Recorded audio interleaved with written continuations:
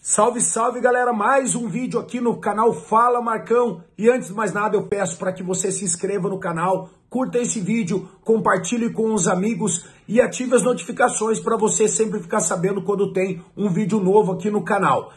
Me siga também lá nas redes sociais, no Instagram, no TikTok, no X, com o mesmo nome, Fala Marcão. O vídeo de hoje não pode ser outro, né? Falar sobre a derrota do Curitiba contra o Remo. Derrota essa que foi a primeira da história. O Curitiba, antes desse jogo, havia jogado 14 vezes contra o Remo, havia ganhado 10 jogos e empatado 4. Agora são 15 jogos e a primeira derrota é mais um recorde para a nossa grande Tricorp aí acumular nos seus troféus aí, de coisas que acabou conseguindo com o Curitiba, que nunca havia conseguido, como a pior campanha da história da Série B do ano passado, a pior campanha da Série A do ano retrasado, eliminações no Campeonato Paranaense, eliminação em primeira fase de Copa do Brasil, e agora conseguiu a primeira derrota da história para o Remo em competições nacionais. Parabéns aí para todos os envolvidos. Curitiba ontem jogou uma partida absolutamente diferente daquilo que vinha jogando, tentou propor o jogo, diferente daquilo que o Mozart diz que gosta. Nós vamos acompanhar aí 2 trechos da entrevista do Mozart. Daqui a pouquinho eu quero passar para vocês um trecho da entrevista dele contra o Vila Nova e depois um trecho da entrevista dele após o jogo de ontem contra o Remo, mostrando um pouco da incoerência do treinador, ou falta de convicção naquilo que quer também, e algumas coisas eu não consigo entender no Curitiba. Curitiba ontem fez uma partida, inverteu os jogadores, o Ronier acabou indo pela esquerda, colocou o Alisson no lugar do Nicolas Careca, que estava machucado, e aí o Alisson jogou pelo lado direito, na ponta direita. O Alisson acabou não indo bem no jogo, acabou não criando muitas oportunidades. Pelo lado direito, o Curitiba foi praticamente nulo durante todo o jogo. As ações aconteceram pelo lado esquerdo. O Curitiba criou sim mais oportunidades. Foram cerca de 13 oportunidades que o Curitiba criou, mas daí no gol mesmo, acho que foram 4 ou 5 bolas no gol, com defesas do goleiro, com o goleiro do Remo, do Marcelo Rangel. E aí a gente pensa, pô, foi dito até depois que o goleiro do Remo foi o melhor jogador em campo, mas aí se você analisar caso a caso, defesa absolutamente difícil mesmo. Teve aquela bola ali na ponta esquerda ali, já dentro da área do Ronier, que ele bate, ele acaba defendendo com os pés. Aquela bola cara a cara do Ronier também, que o Ronier acabou não chegando na bola, e aí ele dá só um biquinho na bola e chuta em cima do goleiro mesmo. As duas foi meio em cima do goleiro. O Curitiba pecou muito na última bola, pecou muito na última finalização, pecou muito naquele último trecho do campo, na hora de dar o último passe ou de finalizar, ficou muito o Curitiba não sabia exatamente o que fazer quando chegava naquele momento. O Curitiba teve 74% de posse de bola. E aí vale uma reflexão. Será que o Curitiba tem que ser um time de posse de bola? Será que o Curitiba tem que ser um time propositivo mesmo? Porque a melhor partida do Curitiba, na minha opinião, na do Mozart, vocês vão ver daqui a pouco na entrevista coletiva, na do Mozart foi ontem. Mas na minha opinião foi contra a Chapecoense, quando o Curitiba teve 46% de posse de bola. Quando a bola ficou mais com a Chapecoense do que com o Curitiba. Ontem 74% de posse de bola, o Curitiba perdeu 1-0 contra o Novo Horizontino, 70% de posse de bola. O Curitiba não perdeu o jogo porque o Pedro Rangel pegou um pênalti. E contra o Vila Nova, o Curitiba teve 64% de posse de bola e ganhou naquele pênalti no último minuto de jogo. E aí, naquele jogo, contra o Vila Nova, o técnico Mozart deu uma entrevista e falou isso aqui, ó. Presta atenção. A gente entende que o próprio torcedor, enfim, ele vem para o estádio para ver mais gols, enfim, mas nós sabemos a dificuldade que é, então eu sempre me atento ao desempenho. Não é um jogo que nós criaríamos assim 10 chances de gol, acho que isso não existe. E quando acontece isso, eu sei que vocês gostam, mas eu particularmente não gosto. Para mim, jogo que tem 10, 15 chances de gol é um jogo muito louco, tem totalmente sem controle, e eu particularmente não gosto desse tipo de jogo. Jogo, para mim, eficiente é o jogo que nós fizemos hoje, de você insistir em cima do adversário, tentar criar as nossas chances, não conceder nenhum tipo de contra-ataque. Isso é um jogo de controle para mim. E aí mostra bastante maturidade do time e tem que exaltar o que esses jogadores fizeram. Porque ter força mental para você ganhar do Vila, que é o atual campeão goiano, aos 50 do segundo tempo, é porque você foi batendo ali na rocha o tempo todo, insistindo, insistindo, insistindo. E aí tivemos a felicidade de, numa jogada do Juan que entrou, e aí tem que exaltar. Bom, vocês viram aí que o Moza diz que não gosta de jogo com muitas oportunidades, com muitas chances de gol, porque acaba se tornando um jogo muito louco, muito louco. E para ele isso não é bom. E daí ontem, após o jogo, quando o Curitiba finaliza 13 vezes, tem também a posse de bola, teve muito mais finalização, teve muito mais presente no ataque, o Moza falou isso aqui, ó. Eu fico chateado pelo resultado, assim, mas sob o meu comando foi o nosso melhor jogo disparado, assim. Infelizmente, uma escapada que o Remo deu, eles fizeram o gol. O Pedro Rocha vive um momento assim especial, né? Porque ele pegou uma vez na bola, fez um gol. Mas assim, nós tivemos o domínio total do jogo nos dois tempos, na minha opinião. E finalizamos praticamente 3 vezes mais que eles. O goleiro provavelmente foi o melhor em campo deles. Nós tivemos um controle bem grande assim do jogo. Eu lamento nós termos tomado o gol no último lance do primeiro tempo. Então, mas enfim, o que eu vou falar dos meus jogadores? Eles tentaram, correram, produziram, criaram. Nós dominamos o jogo. E eu acredito muito em desempenho. Então, quando você joga dessa forma, te dá uma perspectiva muito grande e você ganha muito mais do que perde dessa forma. Eu não tenho a menor dúvida disso. E eu sou prova viva disso, né? Quando você tem esse tipo de desempenho, você vai brigar na parte de cima, eu não tenho a menor dúvida. Mas que peso que tem, assim, ficar 2 rodadas sem vencer, né? Zero. A Série B e a necessidade que te traz de conquistar uma vitória o mais rápido possível. Zero. Prova disso que nós viemos aqui e fizemos o nosso jogo com coragem, buscando o gol o tempo todo. E aí demonstra que é um time corajoso, que tem um jeito de jogar, e nós vamos seguir dessa forma. É um campeonato difícil, é um campeonato duro, equilibrado, porém, dessa forma eu tenho certeza que nós vamos conquistar as vitórias. Então, eu acredito muito nessa forma de jogar, e aí tem que exaltar o que os jogadores fizeram, que eles fizeram um jogaço.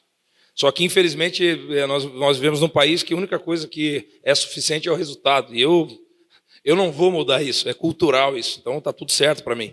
Mas eu acredito muito em desempenho para ter resultado. Então, quando a gente tem desempenho, você está sempre mais próximo de vencer. Então, é dessa forma que a gente vai trabalhar, buscando sempre ter desempenho e aí, de consequência, vencer. Mas eu acredito que assim você vence muito mais do que perde. Como é que você vê? Galera. Falar especificamente sobre todos os lances e tal, nós vamos falar na live de amanhã a partir das 8h30 da noite. Eu quis destacar isso aqui porque aí o Curitiba, o Moza disse que ontem foi a melhor partida do Curitiba no ano, que por causa dessa melhor partida, por causa das chances de gol, que o melhor jogador em campo foi o goleiro Marcelo Rangel, e que se jogar daquele jeito vai ganhar. Mas não ganhou. Não ganhou. Curitiba lá disse também que ele conhecia já o contra-ataque do Remo, que era muito perigoso e que daí lamentou não ter vencido o jogo, mas que sim foi a melhor partida. E aí algumas coisas, cara, chega a ser irritante. Primeiro, a falta de coerência. Um jogo ele fala que o Curitiba quase não atacou e ali é o jogo que ele gosta. Aí depois um outro jogo que o Curitiba faz 13 finalizações, ele diz que aquele é o jogo perfeito. O Moza precisa decidir. Ele precisa decidir o que ele quer. Ele precisa decidir qual é o time dele. E ele não conseguiu decidir isso ainda. Não conseguiu. Algumas coisas são absolutamente irritantes. Machado no time é irritante. E a substituição do Machado pelo Giovani é mais irritante ainda. Porque é mais do mesmo. Não consegue mexer no esquema tático, só joga no 4-3-3, aí pega um volante que é o Alisson e coloca como terceiro atacante no time do Curitiba. E aí, cara, um treinador que só sabe jogar de um jeito, ele é muito fácil de ser marcado. Ontem, ponto positivo para o jogo de ontem. O Ronier jogando do lado esquerdo. Começou a ter um pouco mais de... O Ronier jogou melhor do que vinha jogando nos outros jogos. Ainda falta muito. Eu não sei o que está acontecendo com o Ronier. Ele, naquela bola que ele sai na cara do gol, se fosse o ano passado, ele chegaria naquela bola, ele daria uma cavadinha, driblaria o goleiro e faria o gol. Alguma coisa ele faria. Mas ontem ele não conseguiu chegar na bola. Ele não conseguiu chegar na bola. Eu não sei o que está acontecendo. O Curitiba brigando muito com contusões. São acho que 9 ou 10 contusões já nessa temporada. E nessa temporada nós estamos apenas no 4º jogo da Série B do Campeonato Brasileiro. O Curitiba jogou lá, acho que foram 16 ou 17 partidas.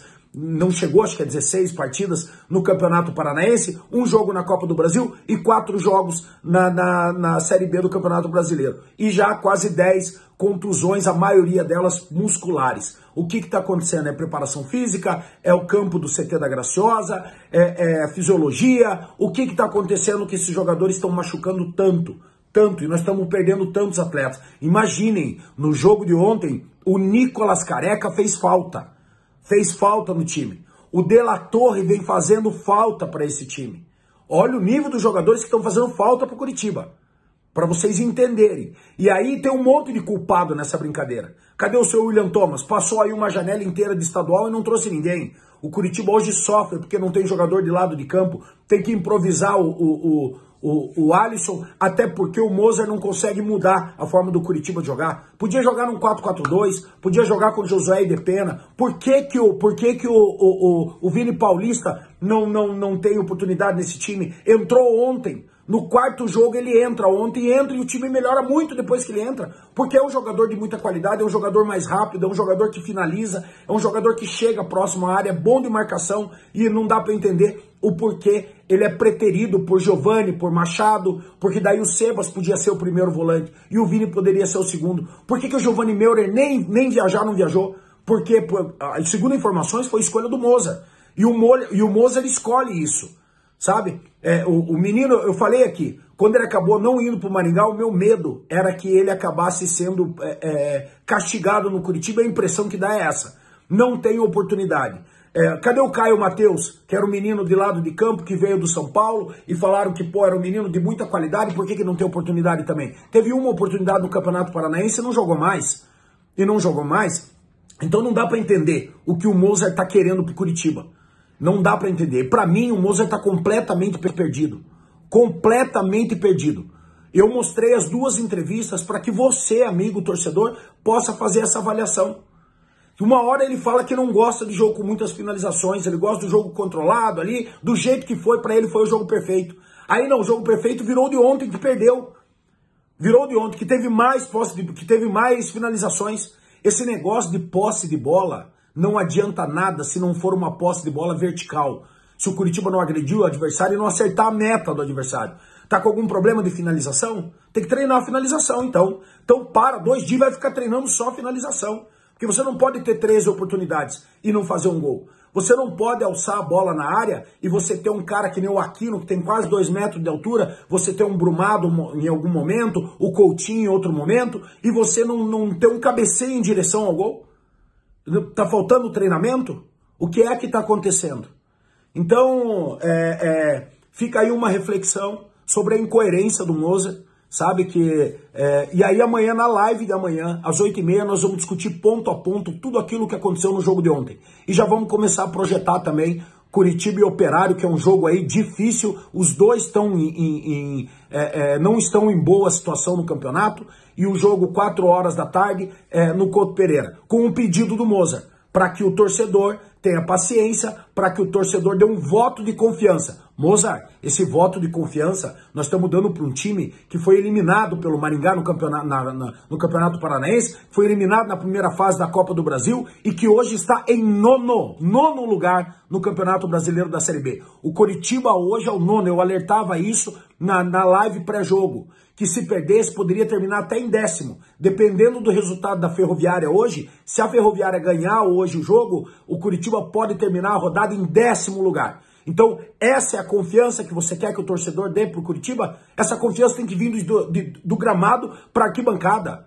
Vocês têm que conquistar essa confiança. Não é confiança de graça. E você precisa pensar um pouco mais que você tem jogadores no elenco que podem ser usados. Para de insistir com o Machado, para de insistir com o Giovani, para de insistir com o Alisson improvisado do lado direito, para de insistir com improvisação de Zeca do lado esquerdo, que toda a bola chega na linha de fundo, tem que puxar para dentro para poder cruzar. Porra, deixa o João Almeida começar jogando, coloca o Zeca do lado direito, na dele, e o João Almeida do lado esquerdo.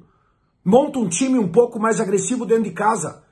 Faz um 4-4-2, tenta armar esse time com o João Almeida do lado esquerdo, o Zeca do lado direito, o Seba Gomes como o primeiro volante, o Vini Paulista como o segundo volante, como meia direita o Depena e o meia esquerda o Josué. E aí na frente pode ser o Brumado, que tá jogando melhor que o Coutinho, na minha opinião, e o Lucas Ronier. É simples, faz um arroz com feijão bem feitinho, bem feitinho. E aí vamos ver o que dá para fazer. Mas para de inventar, para de reclamar. Para de ficar com incoerência de que uma hora o melhor jogo é aquele que não tem muitas oportunidades, outra hora o melhor jogo é aquele que tem muitas oportunidades. Pô, a paciência do torcedor tá acabando, cara.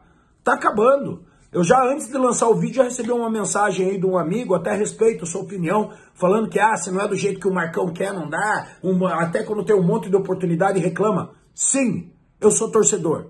Incoerente como eu devo ser. Eu vou aplaudir hoje e xingar amanhã. E se ganhar domingo, eu vou estar gritando. Se ganhar sábado do Operário, eu vou gritar o nome do Moza o jogo inteiro. Porque eu sou torcedor. Quem tem que ter coerência é o Moza. E ele não tá tendo. Eu não sou profissional, eu sou torcedor. Os profissionais têm que ter. Cadê o William Thomas? Sumiu. O William Thomas não aparece mais. Não contratou ninguém e não aparece para dar uma entrevista, não aparece para falar com o torcedor, não aparece para dar satisfação nenhuma do seu trabalho. Porque parece que para Tricorp tá tudo bem. Nós estamos de olho, hein, Tricorp? Nós estamos de olho. Vocês pediram, o torcedor tá indo. Agora eu quero saber da parte de vocês. Espero todos vocês amanhã na live às 8h30, onde nós vamos falar tudo sobre esse jogo Curitiba e Remo e já projetar o jogo contra o Operário. Beleza, rapaziada? Quem não se inscreveu, se inscreve no canal aí, ativa as notificações, curta esse vídeo e me segue lá nas redes sociais. Um grande abraço e até a próxima.